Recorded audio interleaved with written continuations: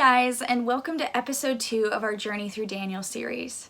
In this episode, we are going to be diving into the second chapter of Daniel.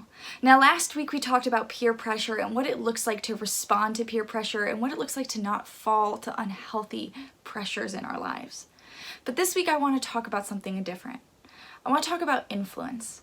You see, influence is something that completely surrounds our lives, whether it's us and how we are influenced by others or by other things or things that we like or things that we want to be like, or it's how we have the power to influence others or other situations and circumstances as well.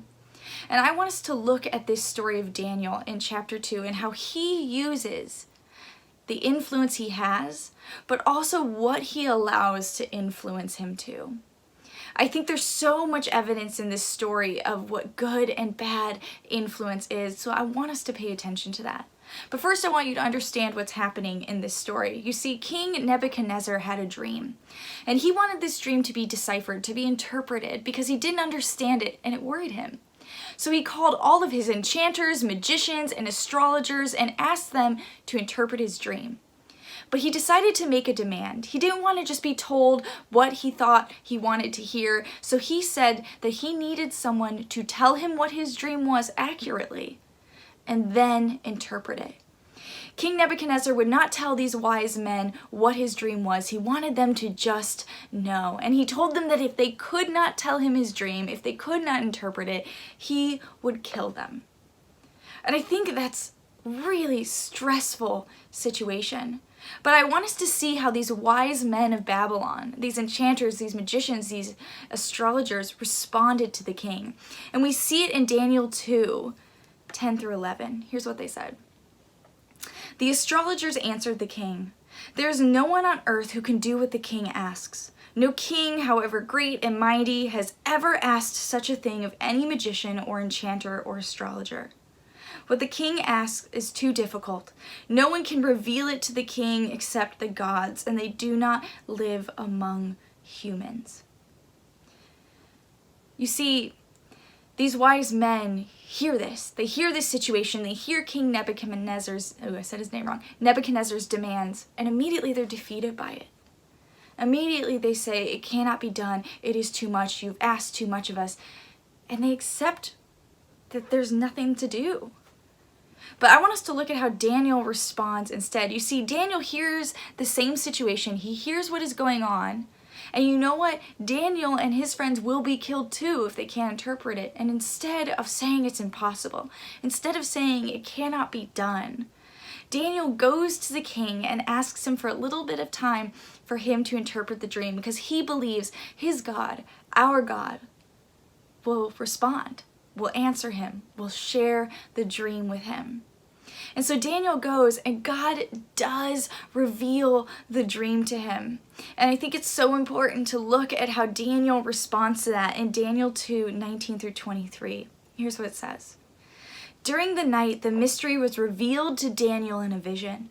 Then Daniel praised the God of heaven and said, 'Praise be to the name of God forever and ever. Wisdom and power are his.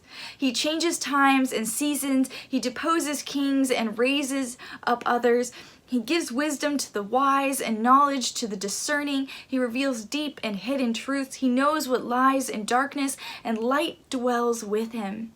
I thank and praise you, God of my ancestors. You have given me wisdom and power. You have made known to me what we ask of you. You have made known to us the dream of the king.'" I think the way Daniel responds is something we should really be paying attention to. You see, Daniel hears an impossible situation where the king has asked for an impossible or difficult task, and instead of being defeated by it, instead of being overwhelmed by it, he trusts in who God is. You see, God is the one in Daniel's life who has the power to influence him, has the power to tell him what he is good at, what he is worthy of, what he is capable of, not the king. But the astrologers and astronomers and enchanters and magicians, they're influenced by the king. The king is the one who tells them what they are capable of. These are men who look to worldly things to define their worth, to define not only what influences them, but also the influence they have. But not Daniel. Daniel understands that he is influenced by God, and only God is the one who can dictate what will and will not happen in Daniel's life. And Daniel trusts in that. And he uses that to influence others. Because you see, Daniel goes and he deciphers Nebuchadnezzar's dream. He explains it to him, and he does it accurately. And the way the king responds is amazing. And we see it in Daniel 2, 46 through 47. It says this: Then King Nebuchadnezzar fell prostrate before Daniel and paid him honor and ordered that an offering and incense be presented to him. The king said to Daniel, "Surely your God is the God of gods and the Lord of kings and a revealer of mysteries, for you were able to reveal this mystery." What's so amazing about that is that because Daniel is influenced by God, Daniel can go and then influence others towards God. You see, because Daniel wasn't defeated, because he wasn't defined by this king's ridiculous ask, but instead trusted in who God was and who God says he is and who God says he is capable of, or what God says he is capable of, Daniel was able to do something incredible. He was not only able to interpret the dream, but he was also able to introduce the king a little bit to who God is. Able to teach Nebuchadnezzar a little bit about how capable God is. And that's an incredible thing. And so I want us to look at this story and ask ourselves, how are we influenced in our lives? Because each and every one of us are. Whether you're influenced by your parents, whether you're influenced by your whole family, whether you're influenced by a community, whether you're influenced by a celebrity, whether you're influenced by your friends, whether you're influenced by your insecurities, there are so many different ways we choose to be influenced and define ourselves. But are you allowing yourself to be influenced by God? Are you allowing yourself to trust in who he is and the fact that he is capable and the fact that he can do anything and everything he wants, and that if he loves you, which he does, will use you to do incredible things, and that he has incredible and wonderful plans for you?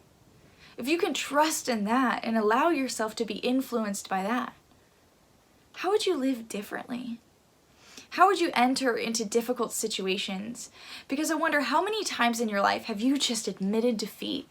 Have you decided something was too hard or too difficult or too impossible and allowed it to stop you in your tracks? Allowed it to diminish your sense of self-worth? Allowed it to diminish how you view yourself or what you think you are capable of? I think we all do it. I think we all are so willing to admit defeat, to admit it can't be done, to admit we're not good enough, when we place all of our value in how we are influenced in worldly things, broken things. But when we put all of our influence and value in who God is and who he says we are and how we can trust in that, I think we can remember in difficult situations and hard times just how capable we can be. Just how good God is, and the fact that he will show up. Maybe not how we expect, but he will show up. And when we know that and trust that, then we have to ask ourselves, how can we influence others? Because you see, Daniel not only was undefeated by that circumstance, but he then let God use him to do his work, to do what is good, to make the world a better place, to bring Nebuchadnezzar closer to him.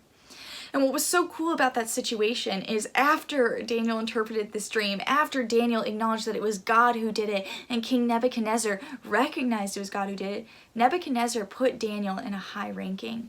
He gave Daniel authority and even more power to influence people towards God. Because you see, I think when we trust in who God is and trust in who God says we are, and we allow him to influence us in good situations and difficult situations, and then we take that and we shape the way we influence others after God's example, I think there's just going to be more and more and more opportunities for us to do God's good work, for us to share his love, for us to share his purpose with others, and to call others to recognize just how valuable and loved they are. I think God wants us to be seeking those opportunities. I think God wants us to be seeking to have that influence and take advantage of the doors that he opens for us to step into and trust him, even if it's scary. Because Daniel only continued to have more and more influence. And as we grow in our faith and our understanding of God and our understanding of ourselves and how we're influenced by that, we're going to grow in more and more influence of how we can bring others to Christ. So here's what I want you to be asking yourself today. Asking yourself today in small group and talking about it. How are you influenced? What influences you?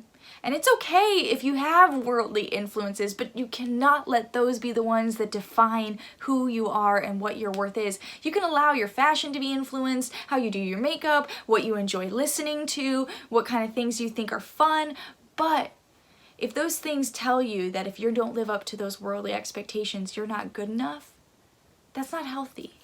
That's you allowing worldly things to decide your worth when you have already been deemed capable and worthy by God. And you have to trust in that. So, talk about in small group today.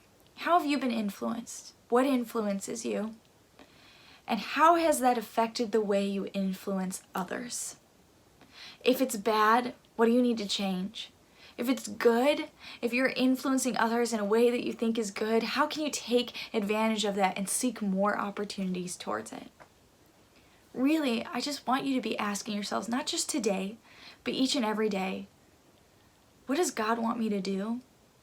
And what can I do with what he's called me? What can I do with the opportunities he's placed me in?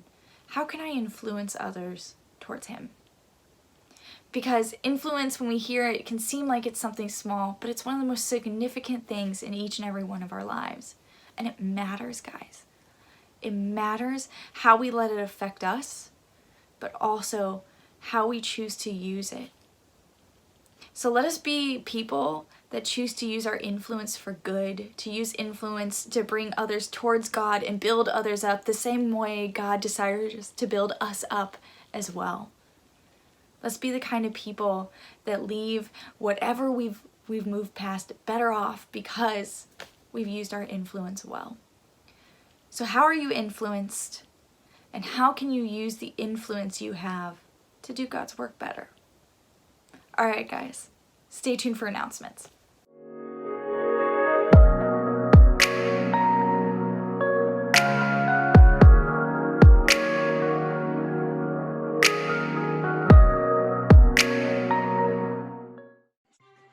Hey guys, and welcome to Impact News, where we give you what is going on during the weekend at Impact. So, Chip, tell us what we got going on with weather today. Well, the weather continues, Ronnie. As I look out my window, I can see it's gray. It's kind of drab and dreary, and I guess that's what we're going to get. It is Chicago, after all. So, that's the weather. Back to you. I mean, it is what it is, guys. We do have 2 announcements for you this week. So, Chip, what do we have first? Well, first, we're continuing with the reading through Daniel, the journey through Daniel. And just want to make sure you guys keep that in mind. And if you don't have the book and you need to download it, you can do that at willowjourney.org. Easy enough done, but it'll help you stay up to speed. Back to you. Yeah, guys. And then continuing off of the Journey Through Daniel, we also have our Journey Through Daniel Bible study every week on Wednesday from 7 to 8:15 p.m. Join us on Instagram Live and then continue that with a discussion group afterwards. My final announcement, as per request, is to introduce you guys to Theo. This is my cat, Theo. He's a big fluffy dude, and he loves to make a lot of noise during announcements. He's a great cat, I can attest. Yes, but I'm gonna let him go now because he doesn't like being held for too long. But there you guys go. That's Theo. Enjoy the fact that you got to meet him. He's already talking. But those are the announcements we have for you guys today. That was Impact News, where we give you all the details on what's going on at Impact and what's going on with my cats. Sounds great. Yeah, all right. All right, guys. Toodles. See you later.